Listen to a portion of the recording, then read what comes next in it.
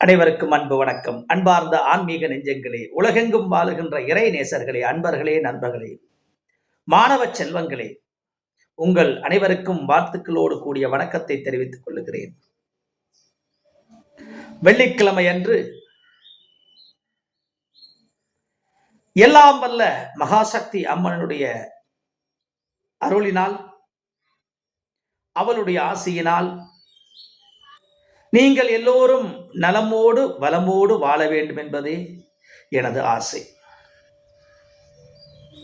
ஒவ்வொரு தனி மனிதனும் இன்னொரு மனிதனுடைய வளர்ச்சிக்கு வித்திட்டால் அவனும் அவனை சார்ந்த குடும்ப உறுப்பினர்களும் நிச்சயமாக வளமாக வாழ்வார்கள். ஒருவனை கெடுக்கும் எண்ணத்தோடு நடந்து கொண்டால், ஒருவனை அழிக்கும் எண்ணத்தோடு நடந்து கொண்டால், தானும் அழிவதுடன் தனது சந்ததியையும் அவன் அழிக்கின்றான் என்பதுதான் நிதர்சனமான உண்மை. எல்லா விஷயங்களுக்கும் ஒரு எல்லை உண்டு. ஒரு எல்லையை கடந்து இறைவனுடைய கட்டளைகளை மீறி செயல்படுகின்ற ஒவ்வொருவருக்கும் இறைவன் தண்டனைகளை கொடுப்பான். ஒரு மனிதனுடைய வாழ்வு தராசு போன்றது. நன்மைகள் செய்தால் பரிசு கிடைக்கும், தீமைகள் செய்தால் தண்டனை கிடைக்கும். தராசு சமமாக இருக்க வேண்டும். அப்போது நீதியோடு இருக்கின்றவனுடைய தராசு சமமாக இருக்கும், தர்மத்தோடு இருப்பவனுடைய தராசு சமமாக இருக்கும். இல்லை என்றால் ஒன்று மேலே ஒன்று கீழே இறங்கி ஒரு மனிதனை அழித்துவிடும். ஆகவே ஒவ்வொரு சூழ்நிலைகளிலும் தனி மனிதர்கள் நல்ல பண்புகளோடு மற்றவருக்கு தீங்கிழைக்காமல் வாழ்வது அவசியமாகிறது. சரி அன்பர்களே, இன்று நாம் பராபவ வருடத்தினுடைய ராசி பலன்களை பார்த்து வருகின்றோம். அந்த வகையிலே இன்று நாம் பார்க்க போவது கன்னி ராசியினுடைய பலன்கள். கன்னி ராசிக்கு இப்போ எப்படி இருக்க போகிறது? துன்பத்தாலும் துயரத்தாலும் பாதிக்கப்பட்டு வந்த மக்களுக்கு நிறைய மாற்றங்கள் வரப்போகிறது. கடந்த காலங்கள் எல்லாம் பல சங்கடங்களையும் சவால்களையும் பல இழப்புகளையும் சந்தித்து வந்த கன்னிராசி அன்பர்களுக்கு நல்ல காலம் பிறக்குது. 7ஆம் இடத்திலே சனி பகவானும் களத்திர ஸ்தானத்திலே சனி பகவான் வீற்றிருக்கின்றார். குருவானவர் தொழில் ஸ்தானத்திலே 10ஆம் இடத்திலே இருக்கின்றார். வருகின்ற மே மாதத்திலே அவர் 11ஆம் இடத்திற்கு லாபஸ்தானத்திற்கு செல்ல உள்ளார். ராகு 6ல் இருந்து 5ஆம் இடத்திற்கும் நவம்பர் மாசத்திற்கு பின்பு வருட இறுதியில, கேது 12ஆம் இடத்தில் இருந்து 11ஆம் இடத்திற்கும் ரிவேஸ்ல வருவாங்க.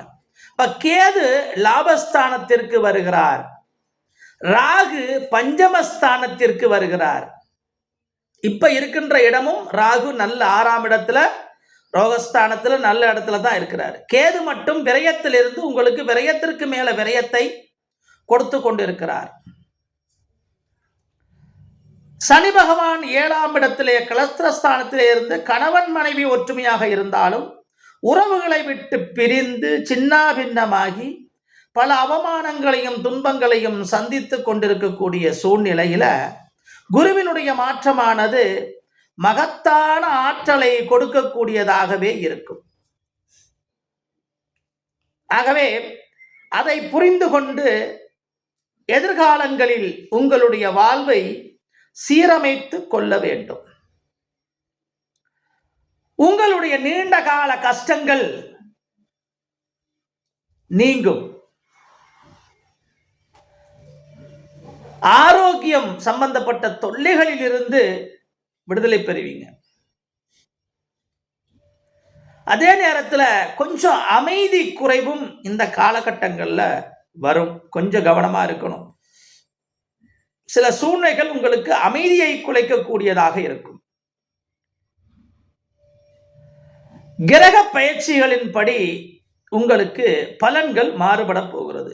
குருவும் ராகுவும் கேதுவும் இந்த பராபவ வருட காலத்திலேயே 2026 27 சித்திரைக்குள்ள இந்த மாற்றங்கள் வரப்போகிறதுனால பல முன்னேற்றத்திற்குரிய வாய்ப்புகள் உங்களுக்கு கிடைக்கும். கவலை வேண்டாம். சரி, இப்ப இந்த ஆண்டிலே குருவினுடைய பயிற்சி, கடகத்திற்கு குரு வருகிறார். வருகின்ற பொழுது என்ன நன்மைகள் வரும்? கடகத்திலே குரு சஞ்சாரம் செய்கின்ற பொழுது, கடகராசியிலே குரு அமர்ந்திருக்கின்ற பொழுது எவ்வாறான பலன்களை கிடைக்கும் என்பதை பார்ப்போம். குருவினுடைய பார்வையானது 3, 5, 7ஆம் வீடுகளிலே விழுகிறது. சுப பார்வைகள் தான். ஆகவே கவலை இல்லாத ஒரு வாழ்க்கை உங்களை நோக்கி வரப்போகிறது. 3ஆம் இடத்திலே பார்வை விழுவதனால வெற்றி வாய்ப்புகள் தேடி வரும். தடைப்பட்ட முயற்சிகள் எல்லாம் மீட்டெடுக்கக்கூடிய சூழ்நிலைகள் வரும். விலகி இருந்தவர்கள் எல்லாம், சொந்த பந்தங்கள் எல்லாம் பகைகளை மறந்து உங்களோடு வந்து உறவாடக்கூடிய சூழ்நிலைகள் அமையும். எல்லாம் வந்து இணைவாங்க. பாகப்பிரிவினை சம்பந்தமான சொத்து பிரச்சனைகள் எல்லாமே சரியாகும். உங்களுடைய நீண்ட நாள் கனவுகள் எல்லாம் நனவாக போகிறது, நிறைவேறப் போகின்ற காலகட்டம். ஆரோக்கியத்தில் ஏற்பட்டிருக்கிற தொல்லைகள், உங்களுக்கோ மனைவிக்கோ பிள்ளைக்கோ இருக்கின்ற தொல்லைகள் எல்லாம் படிப்படியாக நீங்கும். என்றால் சனி பகவானினுடைய பார்வையானது சிறப்பாக இருக்குது. அது உங்களுக்கு ஒரு பக்கபலமாக இருக்கும். அதே வேளையில சுப நிகழ்ச்சிகள் உங்களுடைய இல்லத்திலே நடக்கும். என்னென்ன வைபவங்கள் நடக்க வேண்டுமோ, எதற்கெல்லாம் உங்கள் குடும்பத்தில் வாய்ப்பு இருக்கிறதோ, திருமணமோ, காதுகுத்தோ, சீமந்தமோ, பிறந்த நாள் வைபவங்களோ, இல்ல பவள விழா, மணி விழா, முத்து விழா, இந்த மாதிரி ஏதாவது ஒரு விஷயங்களோ, இது எல்லாமே நடக்கும். அதற்குரிய காலம். இந்த 3இல் குரு பார்வை விழுகின்ற பொழுது இவ்வாறான பலன்கள் கிடைக்கிறது அல்லவா? அதே போன்று 5ஆம் வீட்டிலே குருவினுடைய பார்வை பதிகின்ற பொழுது, பஞ்சமஸ்தானத்திலே பதிகின்ற பொழுது பிள்ளைகள் வழியிலே நன்மைகள் கிடைக்கும். 5ஆம் இடம் புத்திரஸ்தானம் என்றும் சொல்லுகின்றோம். அந்த புத்திரர்களால உங்களுக்கு நன்மைகள் நடக்கும். மாறுபட்ட குணமுடையவர்கள் உங்க பேச்சு கேட்டு நடப்பாங்க. கல்வியில சிறந்து விளங்குவாங்க. இந்த மாதிரி புத்திரர்களால நன்மை உண்டு. திருமணங்கள் நடைபெறும். தடைப்பட்டிருந்த திருமணங்கள் எல்லாம் நடக்கும்.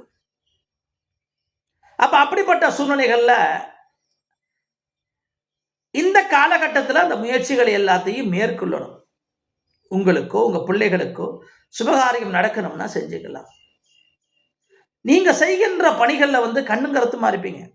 எல்லாரும் மெச்சக்கூடிய வகையில உங்களுடைய தொழில்துறை அமையும். இதுவரைக்கும் இருந்த நிலைமை, பல யோசனைகளையும் சிந்தனைகளையும் நம்ம வாழ்க்கை என்ன ஆகும்னு சோதனைக்கு மேல சோதனை வந்ததுனால சோர்ந்து போயிருந்த நீங்க சுறுசுறுப்படையக்கூடிய காலமாக வரும். பாராட்டும் புகழும் அங்கீகாரமும் உங்களுடைய பதவி நீங்க வகிக்கின்ற தொழிலில் கிடைக்கும். குடும்பத்தோடு நீங்க பயணங்கள் செல்லக்கூடிய வாய்ப்பு இருக்கும். நிறைய பேருக்கு அந்த முன்னேற்றமான வாய்ப்புகளை நீங்கள் அவதானிக்கக்கூடிய சூழ்நிலைகள்ல நம்ம பார்க்கக்கூடியதாக இருக்கும். அதே போன்று 7ஆம் இடத்தை, களத்திரஸ்தானத்தை பார்க்கிறார். அப்ப மங்கள காரியங்கள் உங்கள் இல்லங்கள்ல நடக்கும். நம்ம ஏற்கனவே சொல்லியிருக்கிறோம். சுப செய்திகள் சேரும். நல்ல நல்ல செய்திகளாக காதுக்கு வரும். எப்ப பார்த்தாலும் உங்களை கேவலப்படுத்தி அவமானப்படுத்தி கொண்டிருந்த காலகட்டங்கள் மாறி உங்களை பற்றி நல்லபடி பேசக்கூடிய காலம் வரும். எதிர்பார்த்த பயணங்கள் உங்களுக்கு கைகூடும். வீடு வாசல் வாங்குவது, பராமரிப்பது, பழைய வீட்டினை விட்டு புதிய வீடு வாங்குவது, இல்ல புதிய மனைகள் வாங்குவது, அதே போன்று பணிபுரியும் இடத்திலே மதிப்பும் மரியாதையும் வரப்பெறுவது, பிரிந்து சென்ற தம்பதிகள் ஒன்று சேர்வது, உறவுகள் ஒன்றிணைவது, எதிர்பார்த்த காரியங்கள் எதிர்பார்த்தபடியே நடப்பது. நீங்க என்னென்ன காரியங்கள் எதிர்பார்த்தீங்களோ அது எல்லாமே அப்படியே நடக்கக்கூடியதாகவே இருக்கும். இது எல்லாமே உங்களுக்கு நற்பயன்களாக அமையப் போகிறது. அடுத்ததாக சிம்ம ராசியிலே குரு பயணிக்கின்ற பொழுது கடகத்திலிருந்து சிம்மத்திற்கு சென்று மீண்டும் கடகத்துக்கு வரப்போகிறார் அல்லவா குரு. அப்படிப்பட்ட அந்த காலகட்டத்தில் சிம்மத்தில் இருக்கின்ற பொழுது எவ்வாறான நன்மைகள் உங்களுக்கு கிடைக்கும் அப்படின்னு பார்த்தோம்னா, குருவினுடைய பார்வை அந்த காலகட்டத்தில் சிம்மத்திலிருந்து குரு பார்க்கின்ற வீடுகள் நாலாம் வீட்டை பார்க்கிறார், 6ஆம் வீட்டை பார்க்கிறார், 8ஆம் வீட்டை பார்க்கிறார். அப்ப 4ஆம் வீடு அந்த சுகஸ்தானத்தை பார்க்கின்ற பொழுது ஆரோக்கிய பிரச்சனைகள் குறையும் குடும்பத்துக்கு. அதே நேரத்தில் வீடு வாங்குவதற்கான யோகங்கள் உங்களுக்கு வரப்போகுது. சொன்ன மாதிரி பழைய வாகனங்களை மாற்றி புதிய வாகனங்களை மாற்றுவீர்கள். இது காலகட்டம். 6ஆம் வீட்டில் பார்வை விழுகின்ற பொழுது உத்தியோகத்தில் உயர்வு கிடைக்கும். நீங்கள் தொழில் செய்கின்ற இடத்துல மேன்மை கிடைக்கும்.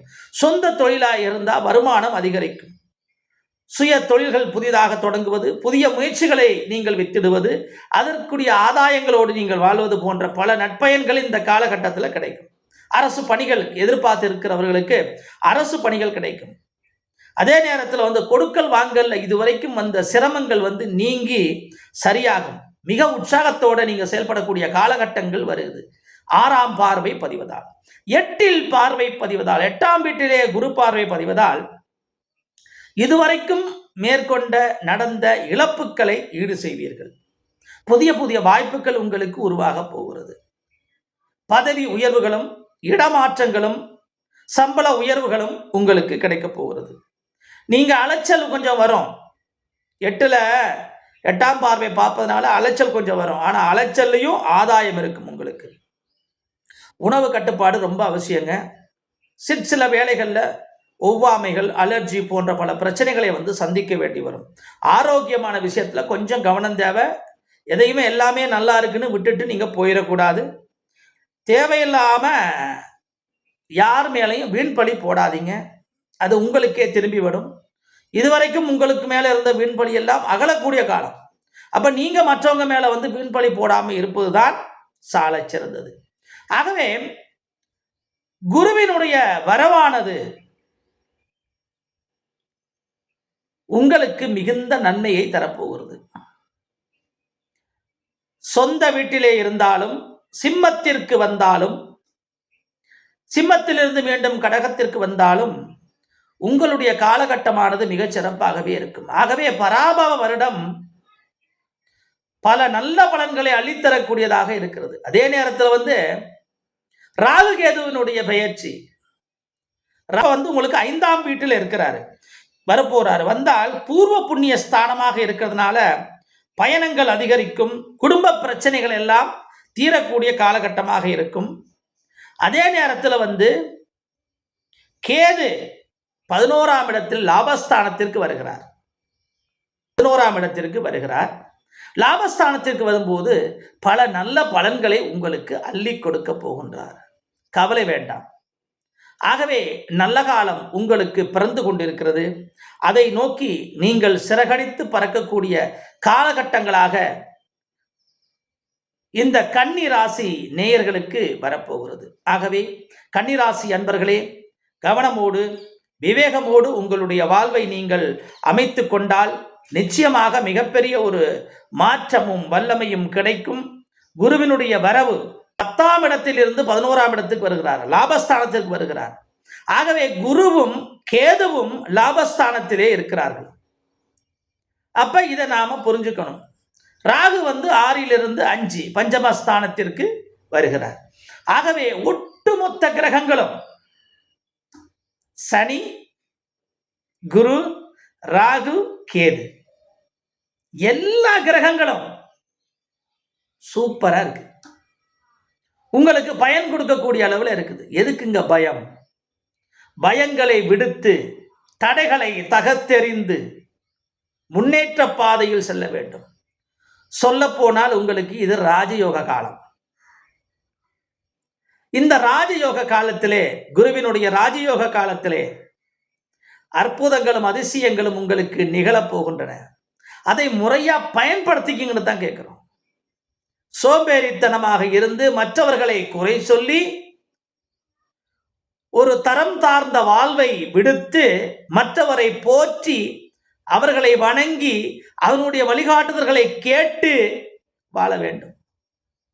திடீர்னு சம்பந்தம் இல்லாத சந்தேகங்கள் உங்களுக்கிடையே வரலாம். பொதுவான குணம், உங்களுடைய கேரக்டரே முன்னேற்றத்தில் கவனம் செலுத்துறது தான். அதுதான் உங்க கேரக்டர். அதை விட்டுட்டு மற்றவங்களை நீங்க பார்த்துக்கிட்டு இருந்தீங்கன்னா, மற்றவர்களுடைய குறைகளை பார்த்துக்கிட்டு இருந்தீங்கன்னா உங்க குறை பெரிதுபடுத்தப்படும். உங்கள் குறைகளை மறந்து மற்றவர்களின் குறைகளையே காணக்கூடாது. உங்க குறைகளை பாருங்க, நம்ம கிட்ட இருக்கிற பிரச்சனைன்றதை பாருங்க. அதை சரி பண்ணிட்டீங்கன்னா இந்த ராஜயோக காலத்துல அற்புதமான வாழ்வு கிடைக்க போகிறது. மேன்மை அடைய போகிறீர்கள், சாதிக்க போகிறீர்கள். ஆகவே கன்னிராசி அன்பர்களே, மிகச்சிறந்த காலத்திற்குள்ளே நீங்கள் அடியெடுத்து வைக்கப் போகிறீர்கள். விதி நிறைந்த காலம் மாறி நல்ல கதி நிறைந்த காலமாக மாறப்போகிறது. உங்கள் மதியினை சரிப்படுத்தி நெறிப்படுத்தி இறை சிந்தனையோடு இறை பக்தியோடு வாழ கற்றுக்கொள்ளுங்கள். வாழ்வில் வெற்றிகளை குவித்துக் கொள்ளுங்கள் என்று கேட்டுக்கொண்டு, இந்த வீடியோ உங்களுக்கு பயனுள்ளதாக இருந்தால் மற்றவர்களுக்கும் ஷேர் பண்ணுங்க. அவங்களும் பயனடையட்டும். அவங்களுக்கு கிடைக்க போற நல்ல விஷயங்களை பற்றி தெரிஞ்சுக்கணும். அவங்க எதுல பாதுகாப்பா இருக்கணுமோ அதை பற்றியும் தெரிஞ்சுக்கணும். சரிங்களா? எல்லா வளங்களும் பெற்று சீரும் சிறப்புமாக வாழ வேண்டும். வரப்போகின்ற பராபவ வருடத்திலே தமிழகத்திலே நல்லாட்சி மலர வேண்டும். தெய்வீக வழிகாட்டுதல்கள் உலகமெங்கும் கிடைக்க வேண்டும். இந்த உலகத்தில் இருக்கின்ற போர் சூழல்கள் மறைய வேண்டும் என்று எல்லோரும் வேண்டுவோம். எல்லோரும் நலமாக இருக்க வேண்டும். நன்றி, வணக்கம்.